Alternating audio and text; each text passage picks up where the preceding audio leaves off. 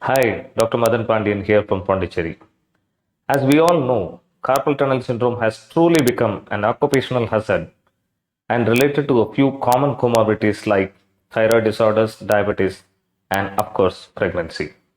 With the advent of high resolution ultrasonography, detection rates of carpal tunnel syndrome has really gone up and the incidence in general population has shot up to nearly 1% of the general population. And it is high time we look into safer and more conservative means of treating the same rather than traditionally going for the surgical release of the flexor retinaculum. Injection of drugs into the carpal tunnel has provided varied response in relieving pain associated with hand and the wrist. The injectates vary from steroids, Botox injections, PRP injections, and 5% dextrose. I practice 5% dextrose injection for its safety profile and effective pain relief in the long term. 2 to 3 injections under ultrasound guidance, even in moderate to severe cases of carpal tunnel syndrome, provides effective pain relief. During the procedure, do a sterile prep of the hand and the linear probe you want to use for imaging.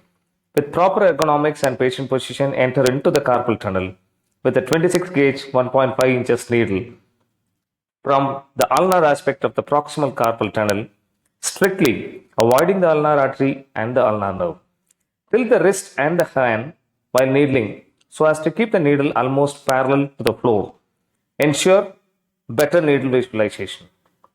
The entry of the needle through the flexor retinaculum will be marked with a loss of resistance and try not to touch the median nerve at any point of injection.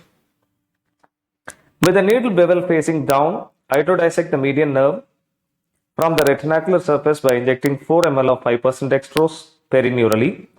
Redirect the needle under the median nerve and inject another 4 ml of 5% dextrose perineurally without touching either the nerve or the flexor tendons.